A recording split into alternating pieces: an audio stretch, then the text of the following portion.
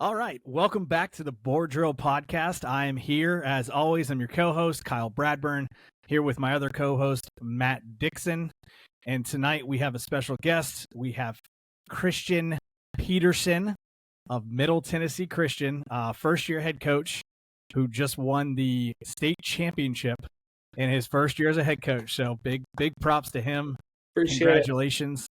Me and Matt are the most jealous people in the podcast because in our first year, we won a combined one game. So it's tough, but it's awesome because Petey's a good friend of ours. We're super excited for him. And we regret every decision we made. But good for you. Good for you, Christian. Thank you for coming on. We appreciate you, man. Oh, thanks for having me. I'm excited. Good deal. Good deal. So tonight, we're going to talk about being a first-year head coach. It's an interesting topic. Everyone goes through it. Some people go through really, really good situations. Some people go through rough ones. And we're going to talk everything that goes into that, from, how you get to somewhere. Cause Christian, you also went to another state. Now, I know you were there as a coordinator first, but we can talk about even moving into another state and taking over and all this different stuff. So tonight we're going to cover those aspects. So why don't you first just start off, tell us how it was being a first-year head coach and kind of give us a little breakdown. Yeah, so it's really just kind of drinking out of a fire hose for most of the year. I got named head coach a week into spring practice. Oh. So I kind of ran spring practice for a week, and then it went official that I was the head coach for the second week. And we took a week off. Then we were into summer, and then I blinked, and they were turning the scoreboard on. There were games that were counting. And then blinked again, and we're sitting on the bus after the game on Thursday. And I looked at the OC, and I was like, man, I don't really know what to do right now. Since I got hired, it's just been, I got to go, we got to do this, we got to do this, we got to do this. And really kind of for the first time, we were kind of got to take a deep breath and kind of soak it all in. Yeah, right. You get time to breathe. Yeah. Hey, Christian, talk about the transition going from Florida to a new state and what that experience just overall has been like for you.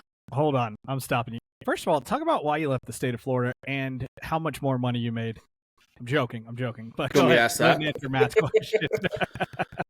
Did we pause? So which one am I answering, guys? I'm kidding. Let me re-ask the question. Okay. What if I ask it as, talk to me about the decision to leave the state of Florida? Ooh. Yeah. It's really something I had kind of been thinking about for a couple years. I was from Oviedo, right? I'm from Florida. And so a lot of the reasons that coaches want to be in Florida is I grew up with it, right? I grew up with the beaches and the Disney Worlds and Universals and all that stuff. So it's not as big of a draw for me to stay there. And I wanted to kind of get out of the state and try something new.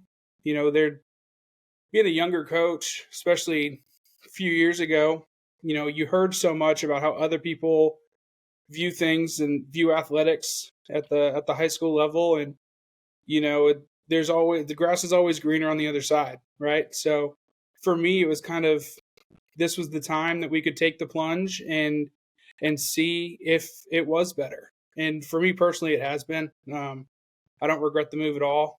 And I'm not really in a hurry to try and get back to Florida. Well, yeah, no doubt. And I don't think it's about as much about the state of Florida or certain things about the players or the coaches that are here or anything like that. And I'm putting words in your mouth, but this is probably all true. Fantastic players here, great coaches. They're fun people to be around, but absolutely we've talked about it on this podcast before. The state of Florida and the state of football in Florida isn't really in a great space right now. And so you see a lot of coaches, we see it every year. We see head coaches in this state leave to go to another state to be even a position coach, not only for more money, but better quality of life, all these other things. So when I hear another coach leaving, I just kind of shake my head, and not because I'm mad at that coach, but because I'm like, man, there goes another one, because we are struggling in this state to do a good job of supporting coaches. And we do a poor job of that. And again, I'm not saying that's exactly why you left. I'm sure that was a factor, though. And so it's something we talk about every single week. But, I'm excited for you. Tennessee, I know, is a great football landscape, so that's a pretty cool thing. Maybe one day he'll come back to Florida and finish it out, maybe get a state title here. So, all right, going into it, Matt kind of talked about your decision process going make up there. So talk about, and we've kind of covered this on some other things. All right, so let's even push through spring. You got named. Spring was kind of a whirlwind. You got through spring. What was the first thing you did after spring as a head coach? Really, it was just I wanted to meet with all the seniors. I kind of told them, being there already, I'd been there for 2 years. I've known them since they were sophomores. So it's not just some new guy coming in and talking to them, but at the same time, it needed to be, it's your team, right? Like I'm the guy in charge right now, but this is your senior year. This is your 1 year of being a senior. And if we're going to be successful, it's going to have to start with you guys. If you guys buy in and you guys, they came to me, really backtrack a little bit. I got named the head coach, and our offensive tackle, who's signing with Tennessee here in a couple weeks, comes up to me, and basically his words were, it's state title or bust. Everything else is a failure. And so, I've had the job about 24 hours. No pressure, coach. No pressure whatsoever. Had the State job title about or 24 bust, hours. first year head coach. Yeah, right? So I've had the job 24 hours, and I'm being told by, our biggest name prospect that, we got to go win the state title or it's a failure. But I really just kind of embraced it, right? We just embraced it and understanding that, okay, that's what we want to do. I think we're talented enough to do it, but I see teams all the time that are talented enough to do it and don't do it, right? So we're going to have to work really hard from now until the end of the season. And, they never blinked. If energy was low, I could, lean on one of the seniors and they'd get it right back to where it needed to be. And, from little things of making sure the locker room was run the way it needed to be run, where everything's clean, everything's where it's supposed to go, the helmets face the same direction. Those seem like small things, but I never really had to police that. I think there were twice in the entire time this whole school year where somebody had their helmet the wrong way or someone had their shoulder pads in the wrong spot. And honestly, both times it was a kid that left early that was just putting stuff in there and leaving. And so, when the kids are doing all of those little things, it makes my job a lot easier. So you didn't have to go Rick Trick it in the locker room on them? No, not with this group. Talking about the players taking ownership of the program, say a little bit about maybe your core tenets of the program. What did you come in focusing with the players? What were your focuses as a first-year head coach? What did you want to see out of your players? Yeah, I mean, for them, I kind of told them that I had the same process they did, right? We just all needed to control what we can control, right? For them, especially for the seniors, a bomb got dropped on them. Their spring going into their senior year. They're hyped up. They're ready to go. No one had ever won a team championship at MTCS. And so, spring practice is about to start and a bomb gets dropped on them. And so for them and for us, it was, let's control our attitude. Let's control our effort, right? Let's play with good intensity, right? Let's control all the things we can control every day. And if we do that, we're going to put ourselves in a good spot. Yeah, absolutely. And that goes a lot into it. Control what you can control is such a hard thing. We see it all the time. We talk about it. Even as coaches, we fall into that trap of worrying about things we can't control. And that's such a big message to have. And if you can buy into it, it can be a powerful thing.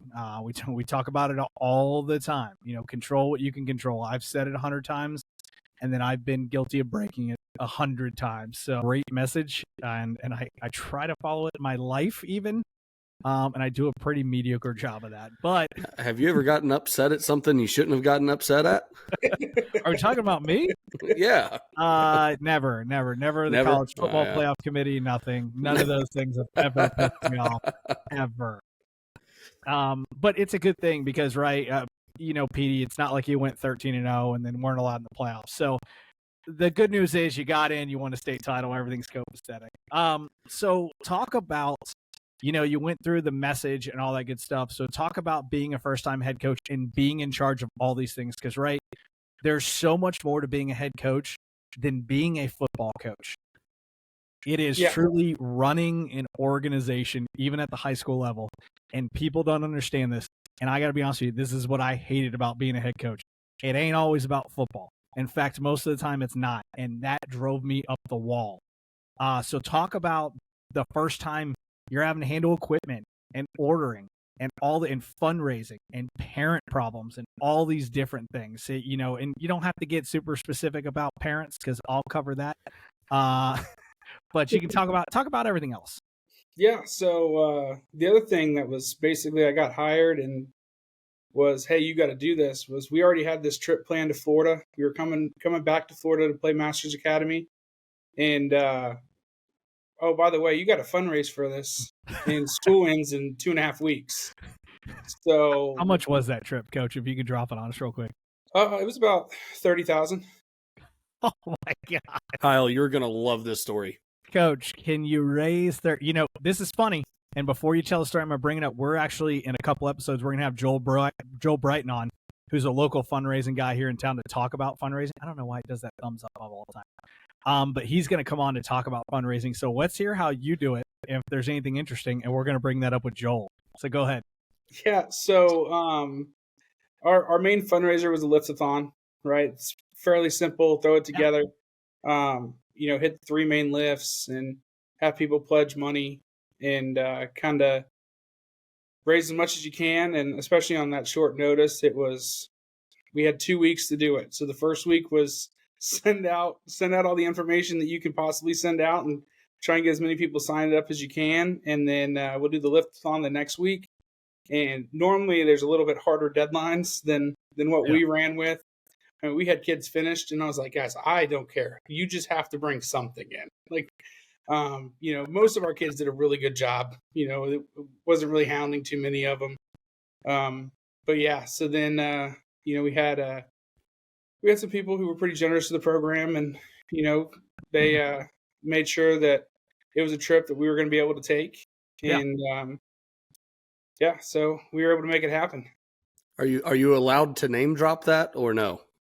I don't know. They didn't really want to be named. All right. But yeah, so they basically came in and were saying, you know, what do you need? And I'll make sure it happens. I think it's a cool thing. And so we were able to. And that's awesome that you have that support already in the community, that they're reaching out and helping your program however they can, because that's something as a new first-year head coach that most people don't get to see before they take the job. You know, am I going to have this community support? Am I going to be able to fundraise in the community? So for you to come in and be able to fund something like that just speaks volumes for your community. Oh, for sure. I mean, it's one of the main reasons I wanted the job. And, you know, it was one of my big sells on why I thought I should be hired was, you know, I know these kids, I know this place. And, you know, I had talked with multiple people kind of before I went into my interview process. And, you know, one of the main things was, well, everything you're going to say is hypothetical, right? Like you've never done it, right? So you might have these grand ideas, but if you've never actually put them in place, you've watched other people do it, but you've never done it. So how can we know for sure that you're going to be able to do what you say you're going to do? And so I kind of turned it around at the last question of the interview. Was my last statement was basically, look, I don't know who else is sitting in this chair and interviewing. I don't really care. Anything they say about this place or these kids is hypothetical. They don't know this place. They don't know these kids. I care more about these kids than anybody else who sits in this chair. I know what it takes to win here. If I don't know something, I know who to go to, you know, and I think I'm the guy for the job. And that's a great point for coaches that are interviewing at a school that they've worked at. Hey, I've been here. I've been in this place. I know the people. I know the community. I love that idea that everybody else is hypothetical. That's awesome. See, that's why you listen to this podcast, because we just stumble across things, not because Matt and I are skilled, but because we ask enough stupid questions, and at some point we'll get to a good answer. So, you know, but no, he's right. That's just great advice for young coaches, and it's always tough. Your first interview. Everyone remembers their first interview, whether it was a good one or a bad one. Mine was horrendous. Mine was actually for a position coach job at a Division III college, and it's the most laughable thing I've ever done in my entire life. Like, I went home and I remember immediately calling my dad and I was like, guess who didn't get the job? He's like, you don't know that, being a good dad. I'm like, oh, no, I know it. I'm like, no, we're good. So it's great advice for young people. Obviously, you want to be prepared and all that, but like Coach Petey said, like, leverage what you know. And he did a great job of leveraging being a part of that community and all that stuff. And the ability to, like you said, you got in there and then you had someone help you out with fundraising and stuff. And that's such a huge portion of the program, especially as a young coach. We've all been there. I know Matt's first head coaching job was at a school where fundraising was a lot tougher. And it was a lot different situation. I know that was stressful for him because, listen, if you're out there and you're listening and you're not a coach, every coach wants to buy new jerseys for the kids every year. Every coach wants to have new stuff. We want to buy new shoulder pads and new helmets, and we want to do trips, and we want to do photo shoots and graphics, and every coach wants that. They just can't afford it, or they don't know where to go to get it. And don't blame a coach for that. It's tough. And not only did I inherit a situation where, fundraising was tough, I was kind of on the flip side of what Coach Peterson had, that I was going into a program that I was not very aware of. I went in week 2 of the fall, and I inherited $30,000 in debt that the previous coach had run up, and they didn't tell me at the interview. Never disclosed it. So on the backside of it, that's another negative for going for a school that you're not familiar with or aware of or know their full situation. Since we're throwing out interview tips, ask how much money's in the football budget when you interview. It's important. Not just how much, but where it comes from. Yeah. And if it's zero, it's maybe okay as long as it's not $30,000. That was a mistake. And in case anyone's saying that's BS, I joined Matt year 2 and we were still climbing out of that hole. So it's not BS. I was there. All right. We won't name that former coach, but I probably will later if you DM me. He had that account busted out. There's a great hint right there. All right. So back to it. So Petey, you go through, you fundraise, you get all this stuff going. Why don't you talk about, first off, hiring and everything. Did you keep your staff together? Have you hired any new guys? How did that go? How's that process for you? Yeah, for me, I was blessed. When the job came open, I was named interim. Hashtag blessed? Yeah. Okay, sorry. Go ahead. So when the job came open, I was named interim. And, we kind of as a staff, we had all gotten together and they were all basically like, yeah, I'm good with that. Like, you get it, I'm good. Like, let's ride. You imagine he's like, hey, if I get it, you're all fired. Right. so that made it easier, right? Because again, you go into the whole hiring process and they want to know, what are you going to do offensively? What are you going to go defensively? You're an offensive guy. Are you going to call all the plays?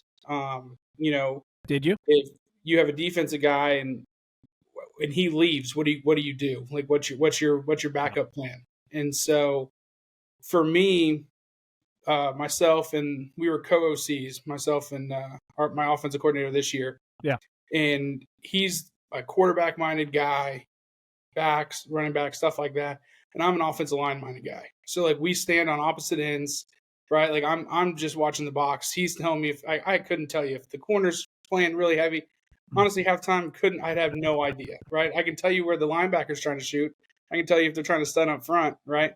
And so, but together we were able to kind of work through that already for 2 years. And so, and like I told him, I go, look, I'm not going to be that guy that takes over and goes, all right, we've done this together for 2 years, but now I know more than you do because I have a different title, right? Like, I wasn't going to do that. I was like, I want to do it the same way. That's so important, Coach. And I don't mean to cut you off, but the ability to realize you don't know it all sometimes and to not care who gets credit, man, that's such a big deal. Sorry, yeah. I didn't mean to cut you off, but I just wanted to point that out. Again, we do this to help out coaches everywhere, so I always hope if there's a young coach, we need to directly point out some things, and that's a great tidbit for a young coach. Yeah, for sure. I mean, again, like I don't have every answer, right? And we rotate through so many guys and different personnel packages and things like that. Like, we're single wing, we're weird, but we move our backs all over the place, right? Like, yeah. So like we have a kid that ran for 2,000 yards and 34 touchdowns this year, but he wasn't on the field for every offensive snap, right? Like there's certain plays and certain situations where he's not the best option, right? Yeah. Like there's options when you give him the ball, there's options when you fake him the ball, and then there's sometimes where in that position he's going to go be the lead blocker. Well, he's 180 pounds soaking wet. He ain't the guy to do that, right? We're not trying to run ISO behind him. And so again, just kind of understanding what we had been.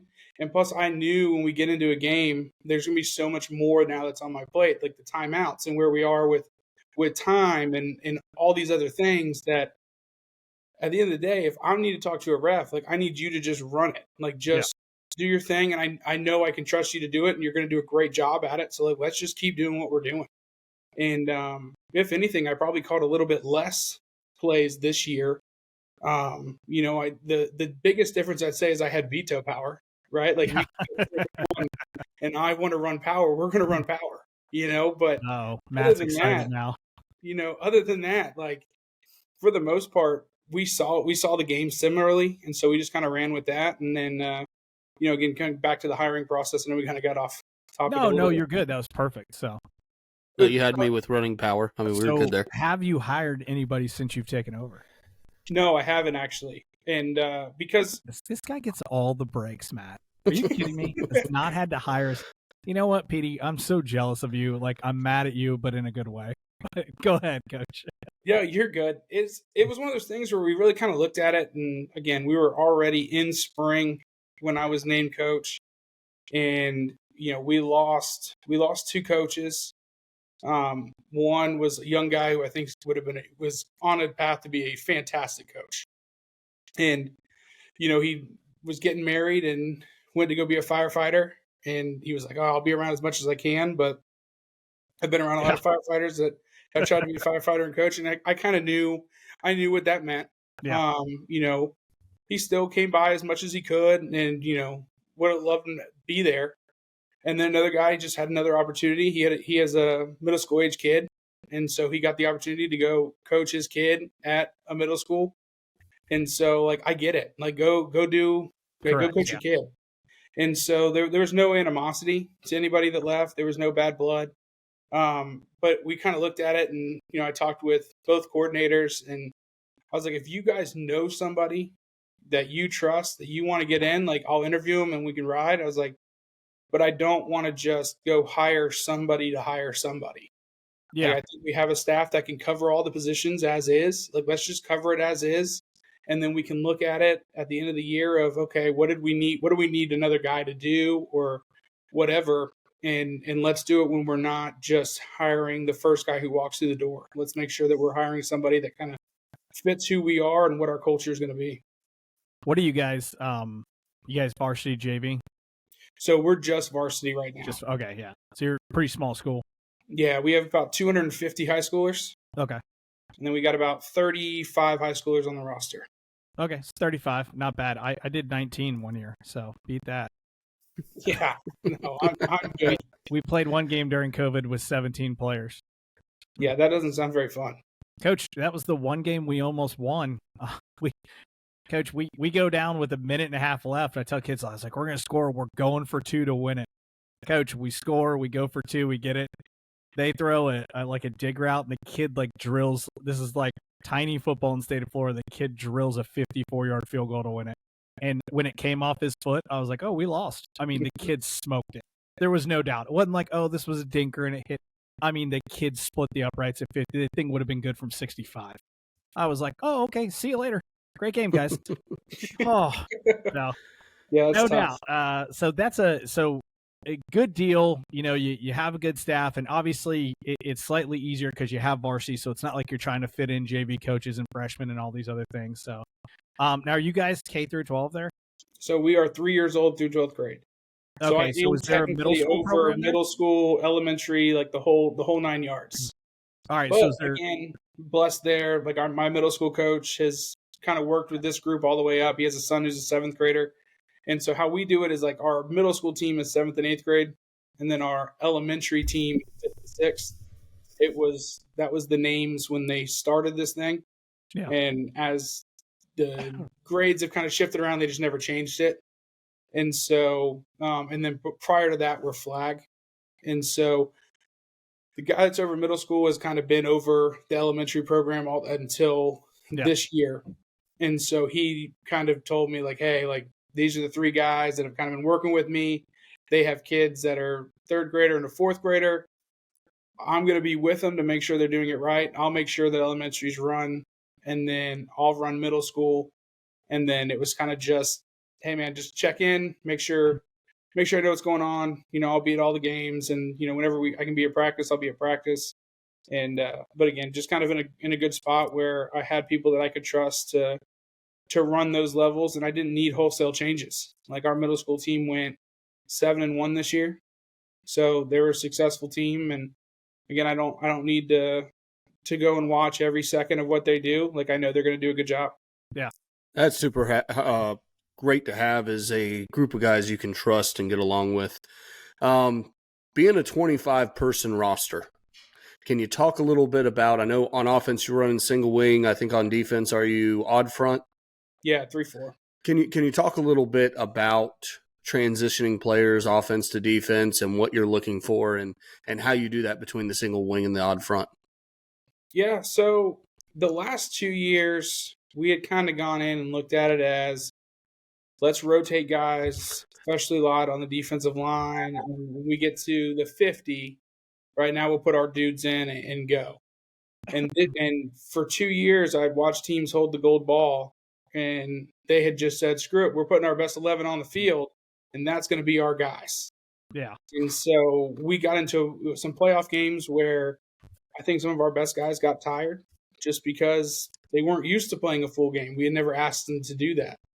And some of that was we got up on people and we were successful. And, you know, there's a lot of factors involved in that. And my kind of thought was from the very beginning was, guys, if like we have Jesse Perry's going to University of Tennessee, he's going to play outside tackle for us and he's going to play nose guard. And if he absolutely needs a break, you're going to take him out for a play or two, and then he's going to go back in the football. He's the best lineman on the field. Let him play. 100%. Right? So really that's kind of how we ran with it. Our first game was almost a disaster, right? Our first game goes to triple overtime. We had 6 kids cramping. You know, like we have 4 freshmen running around on defense and we're trying to make a stop. Like I'm sitting there going, man, I just made like, what am I doing? Like we're playing both ways and I have nobody left. Like we're rolling out kids that we didn't think were going to play until like week 5, playing in a game that's a 7-point game. And so, but you know, just kept working, kept doing it every week, you know, rolling out our guys. And, you know, we get into the postseason and we didn't really have to rotate anybody, right? Occasionally we'd take out a running back or something. They break a long run, or, you know, you break a long run on offense. Maybe you don't go in at safety for a couple plays, but yeah, other than that, it was come to the sideline, get a swig, you're back in 2 plays.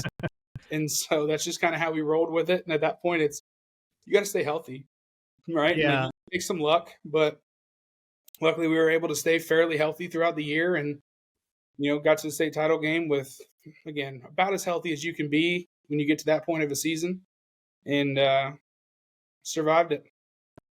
Yeah, and that's actually an important thing that you kind of touched on. You kind of glossed over it pretty quickly, but I know some teams, team I'm close with here in the state of Florida, Florida High, has that rule.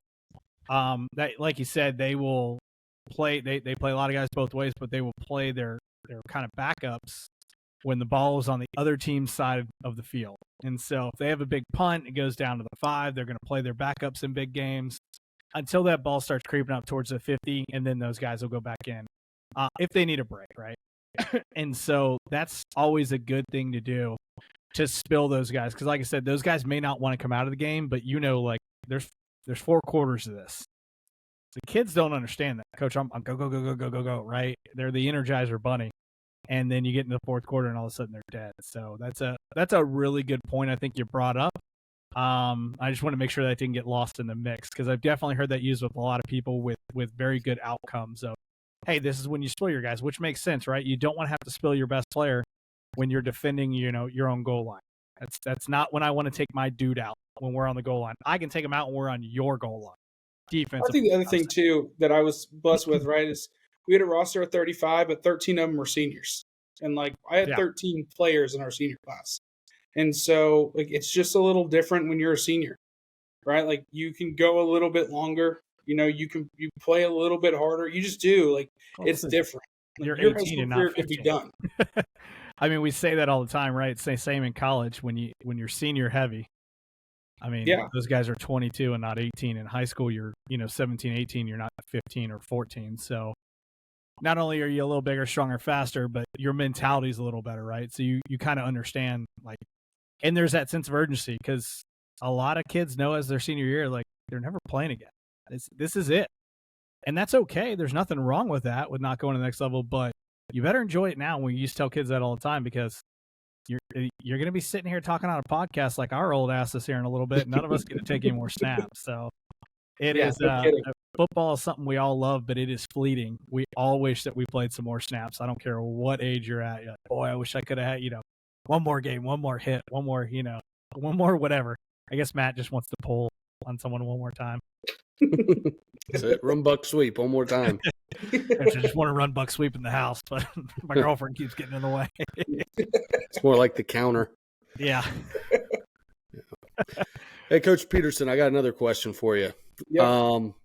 As a first-year head coach, I hit a lot of situations where it was like, man, I didn't know that I needed to do that, or didn't know that I needed to know about something, right? So what was that point you hit? Did you hit that point this year ago? Man, I didn't even think about that. It didn't come across my mind until we're in this situation. Yeah, I'm trying to remember what it was exactly. There was something that happened over summer and was kind of sitting there with my AD, and he's like, hey, I don't remember what it was now, but it was, hey, have you done this? And I was like, what? No. Oh, you know what it was? It was the coaching's, the certification things, right? Like, so we're about to get into practice, right? We're like a week or so away. And he's like, hey, did you send out the NFHS things? I was like, that's right. That's my job now. I have to send those to people. Like, yeah, let me do that real quick. Every and then it was like, hey coach guys, really just need you to do rolled their this fast. Like, my bad. Yeah. Every coach rolled their eyes right there, and the NFHS. All right, here we go. A concussion is these kind of symptoms, and here's little Johnny who has to sit out a week. How many classes do you have to do now on that thing? There is concussion, there is the heat illness, and then there's sudden cardiac arrest. And then during COVID, they made you take like a random COVID one. Isn't there a tackling one now the teams have to take as well? Not in the state of Florida. Yeah, not in Tennessee. But there's another one that there's one in Tennessee. I don't know if it is in Florida, but if you aren't a teacher, it's like this 2.5-hour course that they had to take. And, luckily I was a teacher, so I didn't have to sit through it. But I remember our young guys coming in, and this was when I was an assistant, them coming in, dude, I started that thing at 10. I didn't realize that. Like, I wasn't even done until 1 o'clock in the morning. And I was like, dude, I'm sorry. Like, that sucks. But Coach, point of advice, let it run, click the slides, take the test. All right. We all know, like, other than the biggest one the biggest one you got to pay attention to is sudden cardiac arrest, because if you haven't seen it, but right, most coaches that have been coaching for more than a couple years could almost like word for word repeat the sudden cardiac arrest and the heat illness one. Like, it's so funny. So new guys definitely do it, but old guys were kind of giggling because the problem is they don't update it.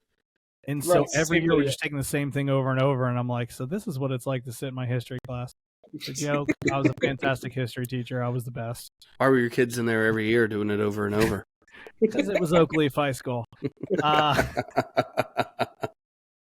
Somehow I'm going to catch flack for that. Someone's going to text me and be like, Oak Leaf is an A-rated school. And I'm like, not in my classroom. They didn't give me the scholars, in case you're wondering. I can say that now because I'm not a teacher and I don't plan on going back. So if that upsets someone, I don't care. Sorry, I'm here for the comedic relief too. Someone finally gave me a mic and let me say whatever I wanted. So going through Petey, we talked about the things that you didn't expect, all this other stuff. Give us a couple tidbits. Like, if you had to, or let's say you're at clinic season this year and a guy walks up to you and he's like, hey, I just got the head coaching job. What advice do you have for me?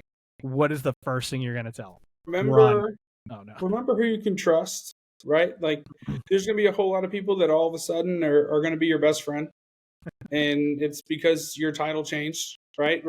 Remember those guys that you would go and talk to when you were an O-line coach or when you were a coordinator, or and it doesn't have to necessarily be at your school that you're at right now, right? But like, remember the people that you would reach out to and you had advice to that isn't afraid to tell you when it's a dumb idea, right? Because what you're going to do is there's going to be a whole lot of people that want to go and have lunch with you and want to sit down with you and hear about all these great things that you're going to do. And they're going to tell you that everything that you say is the best thing they've ever heard. And then if it doesn't work, they're all going to tell you that you're an idiot, right? Or they're going to tell everybody else that you're an idiot. And so, remember who was around and who you talked to and whose advice you respected and everything else when you were coming up, because like those are the voices you're going to need to be able to fall back on. And it's not always like, yeah, we went 12-0 or 12-1 and we did a lot of really good things, but not everything was, roses every single day. Right? Like, there's a lot of times where, you looked at it and go, man, I don't know. Like, man, this guy's hurt. Like, what's something that we can do when they're reading the B back, what can we go to? And just different things like that, whether it's football related, whether it's just, man, this budget, like I'm looking at the budget, the numbers aren't making sense. Who can you reach out to? Again, just remember who it was that was with you on your way up, because that's who you're going to need to call. You start calling new people, you don't know what those answers are going to be. Yeah, it's I feel like it wasn't too long ago. It was now, but I think I called Matt every day. And most of those conversations started with, what am I doing? And it wasn't because it had nothing to do with my players or coaches or anything like that. It was just like, what am I doing? Here's the next new problem. No one walked into my door with good news ever. It was only problems. It felt like no one ever came and was like, hey, coach, guess what? Great news. They were like, coach, we got to talk. So-and-so did this or this happened. And I'm like, when is someone going to walk in and just say one positive thing? And hopefully as coaches, you got it a lot.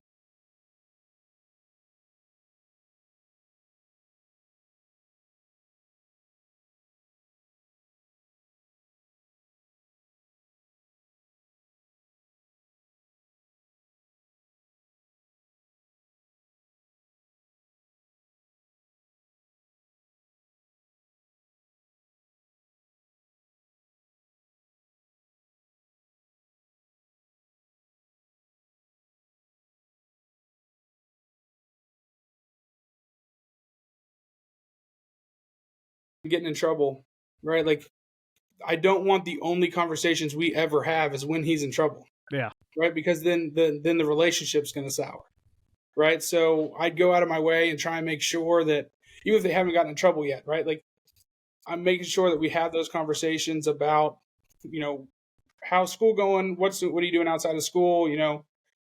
Anything and everything, right? Have those conversations that are meaningful and impactful. That way, when you have to have those conversations of, hey, stop being a turd, bro. Hey, Like, why idiot, don't you keep getting an email with your name in it? It's easier, I think, to have those conversations when there's still positive feedback coming back to them also. Because if it's only ever negative coming from me, then the relationship between me and them just aren't going to be very good. And that's a lot easier said than done, right? And I had a roster of 35, right? Yeah. So it's easier with a smaller roster than it would be if I had a roster of 80 in a JV of 40 and a freshman of 40, right? Mine was easier. But at the same time, like, even at our school, like, I'm in the middle school hallway a lot. Yeah. And so I make it a point to, whenever I see our middle school players, like, I'm going up, asking how they're doing, what's going on, what other sports are you playing, all that stuff. That way, when they inevitably, because every high school kid does, when they inevitably get in trouble for doing something dumb, the first time they talk to me isn't because they were being dumb. Yeah. Right? There's already a little bit of a relationship there. And every teacher knows your email. For a bunch of people that don't show up to football games, they sure as hell know how to get a hold of me. I'll tell you that. Coach Peterson, that's awesome stuff. I mean, that's wise beyond your years, because you have to develop those positive relationships with your players. especially if you're going to get honesty out of them. Yeah. I mean, and exactly what you said. You don't always want it to be negative. You don't want to show up and pull a kid out of class and him hang his head. You know, you want to be able to go and have those conversations with your players, and that's absolutely awesome stuff, Coach. Yeah, I had a mentor tell me one time, you know, and it's kind of cliche, but like kids don't know what you know until they know that you love them. And as cliche as that is, it's 100% true. And I always learned that there were the kids I was closest to were the same kids. I mean, I could rip those kids on the field, and it was always a great relationship. And the kids you didn't have as good a relationship with, it was a lot harder to discipline them and get on them because it was exactly what you said. They didn't trust you. But boy, if a kid trusts you, I mean, I had some players my day that I could absolutely rip them to shreds, and 2 minutes later we'd be joking and laughing and talking on the sideline like nothing ever happened. And so knowing that you have that bond is way more important. And I'm sure we all have that in life, right? Someone that we work that's a coworker, someone you can take criticism from them a lot more if you're close with them, or at least you have a good working relationship, than someone you have no relationship with or you don't like, you know. So it's a great point. And not just that, but another thing that I found amongst the years was if you can't do that and you're not getting along with a player, go find someone who does. Go find that teacher. Go find that media center person, someone that they connect with, and make sure that they are communicating with someone. Yeah, and I'm going to tell a story on that real quick. When I was at Oakleaf, I was the DC. We had a player. I love this kid to this day. In fact, I probably need to text him after this. And he was just a stud. Beautiful looking kid. But struggled with criticism from every coach but me. And it was weird. It was like no other coach could yell at him at times. And a lot of times our head coach would walk over and be like, I need to go chew out this kid right now. I'm not going to say his name on there. But he would probably giggle at that. And it was kind of one of those things like I was close with him. I knew mama. I knew little brother. You know, he was on track team, the weightlifting team, which are all things I coached. And it was so funny because coaches look at me and be like, will you go yell at so-and-so because he's being, you know, this and this drill because I may be over inside run and they're at one-on-ones and he's getting into it with the wide receivers. And I have to get over there and be like, what are you doing? What's going on? All that stuff. But it was kind of funny how, man, if another coach yelled at him, his just whole demeanor in practice got bad and I'd have to snatch him up. Like, what are we doing? You know, get your crap together. Let's go. So that's a great example of that. And I didn't realize now that Matt just said that, that's probably what my head coach was doing. And I don't even realize that. I was like, hey, you need to go talk to this kid. And I was like, at the time, I was just like, oh, yeah, like I handle him. I did it to you as well. Yeah. So it's sometimes you got to ninja people's minds when you're the head coach. And we go back to the story that we've told about Matt and the way he deals with assistant coaches on the whiteboard and all that good stuff. So it's a good point all around.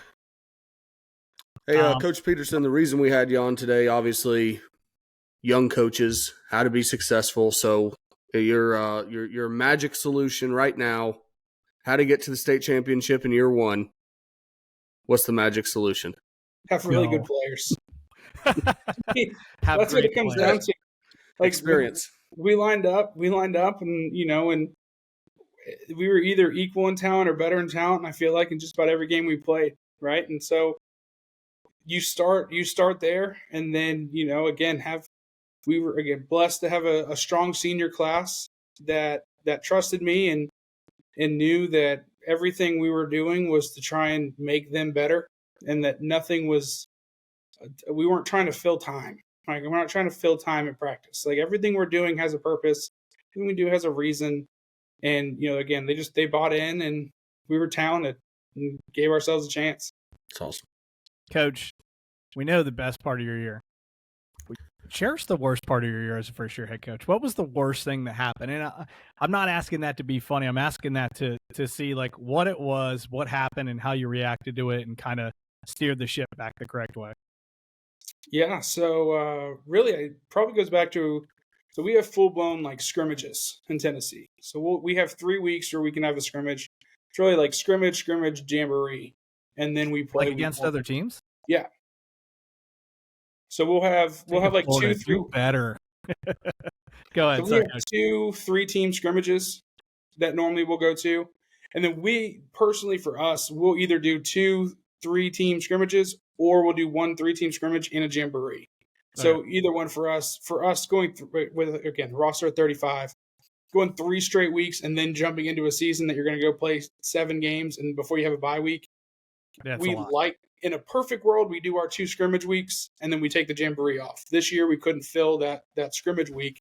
Again, hired late, so we jumped into a jamboree.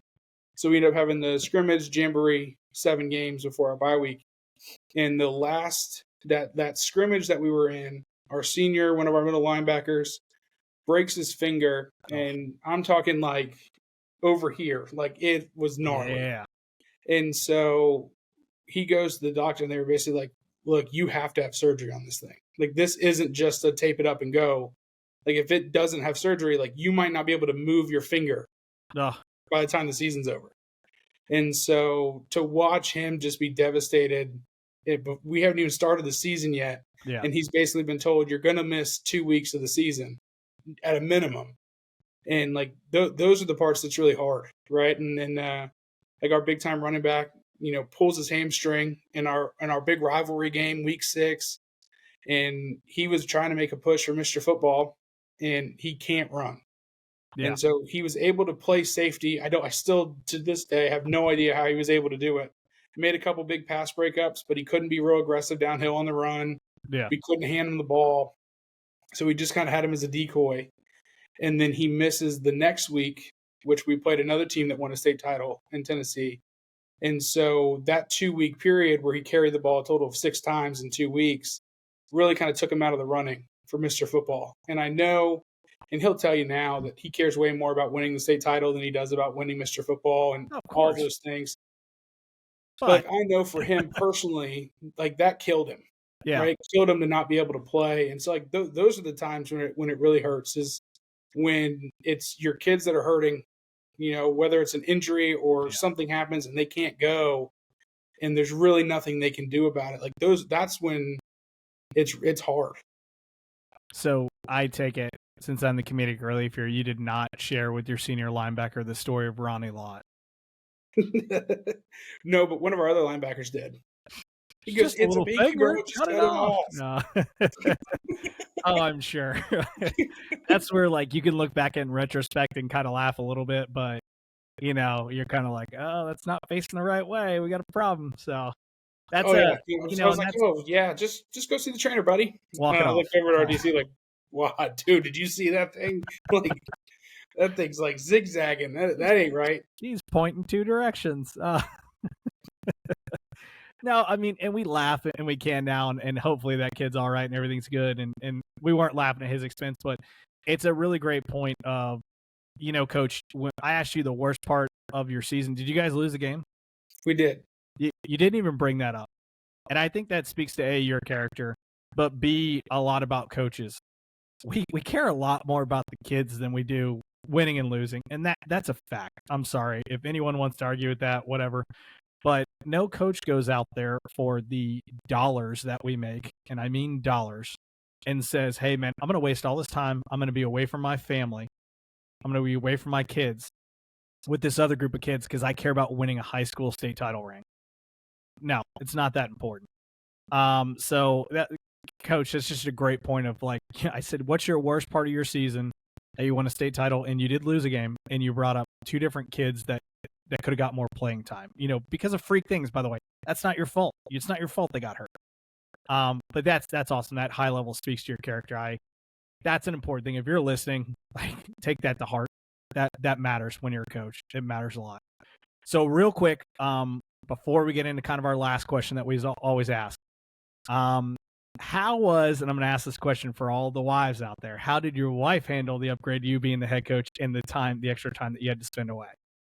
So, and I think she'd tell you this too, it honestly went a lot smoother than we thought it was going to go, right? Like, so she's a big time person as is, and then she married a football coach. So, not a great choice on her part, but terrible mistake. But, really for me, when I took over, and really even under like what the program has been, for our entire time here, is we want the families there, right? Yeah. Like our D-line coach has his youngest son at practice with him. My wife and my daughter, they come to practice. Like our players know that on Mondays they're going to be there. And so they love it. They get really excited. I think they get excited because it'll change my mood a little bit for having a rough Monday. Coach can't yell in front of his wife. We're good. And so like it's just, we try and make it as family oriented as we can, where it's let them be a part of it, right? Again, we're about building boys into young men. Well, they need to see you being a dad too, right? Like 100%. You're not showing them anything if you don't ever be a dad. Like what are you projecting? And so, we want our kids around. We want them to be a part of it. We want it to be a part of our program. And then, on Wednesdays, we made it a point to, like, practice ended.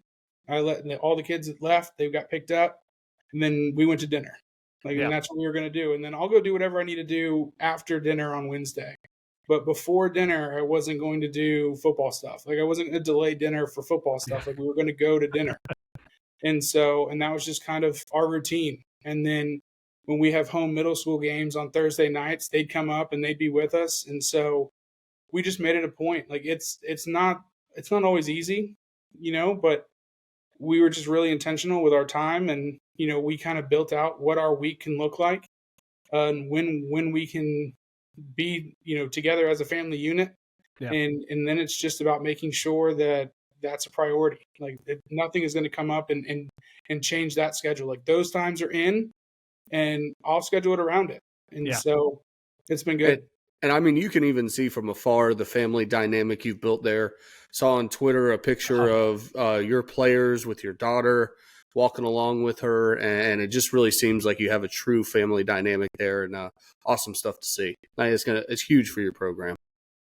Yeah, I love every second of it. No, it's a good thing, and I was a head coach while married. I was not a head coach while I had my child. There's a part of the reason why I'm not coaching right now is because I have a young daughter. And not because I don't love it, not because I don't miss it, but there are a few, there's limiting factors between time and money and things like that. And so it is, it's definitely a tough balance. So I'm sure your wife was super excited that after the season and she has you back, you're like, hey, I'm going to hop on a podcast for an hour at night with these two knuckleheads I used to know. So I'm sure she was like, oh, great, more football. All right, so we're going to wrap it up with one last question. This is the same question we ask everyone. What is the best thing you do in your program, or what is the most unique thing you do in your program that you could suggest or share with everyone else? Yeah, and I don't know that it's super unique. I think other people do something similar, but for me, again, kind of when I went through the hiring process, they said, "What's your best trait?" And I said, "It's relationships." And I was like, and it's not close, and nothing will ever be more important than that. And so, like for us, early in the season, we have a dads and decals night. And I wanted to make it more than just dads come in, they put stickers on a helmet and leave, right? So we cater it. We bring in, like this year we did Moe's, and then we have each kid stand up and, they talk about their dad, why they were important to them, things like that. So we go all the way around the locker room one by one. We also have a mom's dinner, which generally is a little bit nicer, right? Because dads and decals are in the locker room, it smells bad, and I'm not going to throw the moms in there. So, we cater food. We have moms come. We give each player a rose. And again, kind of the same deal. Like stand up, tell everybody, like, tell them something about your mom, like what they mean to you, just tell them how much you love them, whatever that case may be. And so we hit those things. This year it was dads and decals at the beginning and mom's dinner at the end. So you're building a brand new high school. Yeah. And so I couldn't get any room or any time to get in any of the gyms or the cafeteria or anything. And so I think I'd like to start the year with both of those events. And then really after that, it was, they call it, and this is something that's been in place since way before me. They do the dad's prayer. So before every game, when we finish our warm-ups, we go down to a corner of the end zone. The dads come over, and then one of the dads will pray around everybody. And it's just kind of a cool thing that right before we go in, we don't go out in shoulder pads. Like we're just on our compressions. So right before we go in and get changed and get ready to play, all the dads are over there, and they get to say that one last thing to them before they get to go play a football game. Yeah. And then as far as players go, it's kind of a similar thing. I started as when I was a line coach. Like we have a lineman dinner. And so we just kind of hit up different spots all across Murfreesboro. And, it's funny. It started as a lineman dinner. And I think our last one this week going into the state championship game, I'm looking around and we got a linebacker, we got a running back, we have a DB. Like it's just turned into, whoever wants to go can go. And it's a good time. Very little football ever gets talked about. Or if it is, we're talking about college or NFL. Yeah. Like we're not talking about MTCS football when we go to dinner. And so again, it's relationships and understanding that it's more than just what's happening on Friday night. And some of my favorite memories from being an offensive line coach was things like that, like those lineman dinners, just awesome memories you build with kids. Yeah, you learn so much more about them in those settings than you ever would coaching them Monday through Thursday. It's just different. Mm-hmm. It's awesome stuff. So we're going to go ahead and wrap it up here. Again, I'd like to thank my guest, Christian Peterson, for coming on here. Fantastic. State champion. State champion, year one as a head coach. Everyone is probably jealous that's listening. So again, if you are listening to this, tune in next time. We have two really good ones coming up in the future. We got Coach Avery coming on at some point, finally. We have Coach McIntyre from Creekside, all coaches down here in Florida. Again, if you're interested or you have anyone that's interested in coming on the Board Drill podcast, let us know. Reach out to us. You can reach us on email at theboarddrillpodcast@gmail.com, or you can follow us on Twitter at BoardDrillPod. They didn't give us enough characters to get podcast in there, so it's just Board Drill Pod to get us on Twitter. So again, X now. It's catch up with the times, bro. It's X. Elon Musk would probably cut It's still Twitter. It's still Twitter. So those are great ways to get a hold of us. Again, if you guys want to hear about a particular topic, if you want a particular guest, I promise I'll reach out to them. They're probably, if they're too famous, they're going to tell me no. But I'll do my best to solicit as many people as possible. So again, our goal here is to help high school football coaches all the way across the country with anything that we can bring to the table. We focus predominantly on that, so that's what we do. We're not going to be on here talking about college and NFL ball. Not saying we can't talk about some of the schematics with it, but our mission statement here is to help out high school football coaches. So if you got any ideas, anyone on there that you'd like to get on the podcast, let us know. Hit us up on those contacts. What about trying to reach out to Saban and see his formula to get in the college football playoff? Yeah, I will call Coach Saban later. He will not pick up my phone call. I know a couple guys on the staff, which was hard because some of them are former Florida State guys. To see them tweet, we're in and we're number 4. I was kind of like, you traitors. No, I'm just kidding. I love those guys over there. It sucks my team didn't get in, but it is what it is. We got to control what we can control, right, Petey? And Absolutely. That's going to beat the Georgia Bulldogs on December 30th. So that's how Florida State starts their revenge tour. If they can knock them off, that'd be awesome. But again, thank you so much for coming on, Coach. Have a great night. Appreciate everything that you've done for us. Thanks for having me. Thank you, Coach Peterson. Thanks, buddy.